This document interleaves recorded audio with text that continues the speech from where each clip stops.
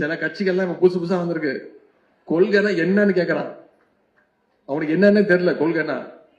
அவங்களுக்கெல்லாம் திமுக உடைய கொள்கையை பத்தி நீங்க பேசணும்.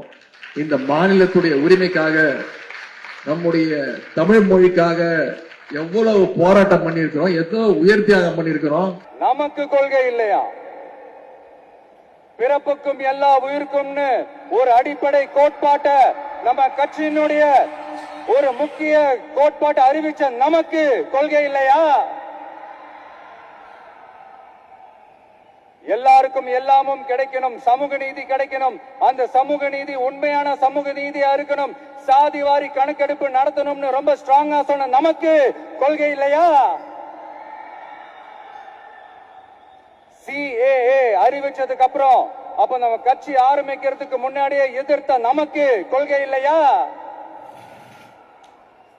வகுப்பு சட்டத்தை எதிர்த்து உச்ச நீதிமன்றத்துக்கு முதல்ல போன நமக்கு கொள்கை இல்லையா? நீட்ட வந்தா ஒழிச்சிருவேன், நீட்ட வந்தா அழிச்சிருவேன், ஆட்சிக்கு வந்த உடனே ரத்து செய்யறது நீட்ட தான், அப்படி இப்படின்னு கதையெல்லாம் விடாம கல்விய மாநில பட்டியல சேர்க்கணும்னு சொன்னதோட மட்டும் இல்லாம அதுக்கு ஒரு இடைக்கால தீர்வை சொன்ன நமக்கு கொள்கை இல்லையா? சமத்துவம் சம வாய்ப்புன்னு ரொம்ப ஸ்ட்ராங்கா சொன்ன நமக்கு கொள்கை இல்லையா?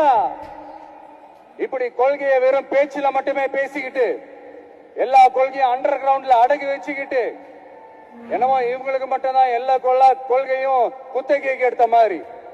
இவங்க கொள்கையே கொள்ளை தானே. எப்படி? இவங்க கொள்கையே கொள்ளை தானே. இதெல்லாம் மக்களுக்கு யாருக்கும் தெரியாதுன்னு நினைச்சிட்டு இருக்கீங்களா?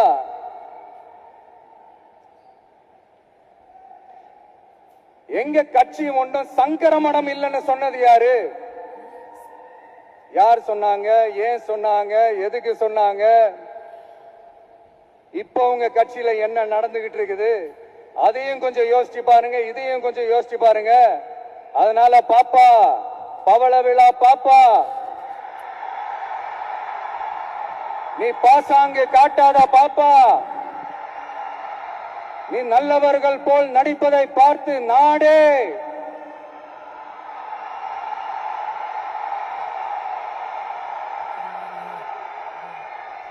பாப்பான்னு சொன்னோம்.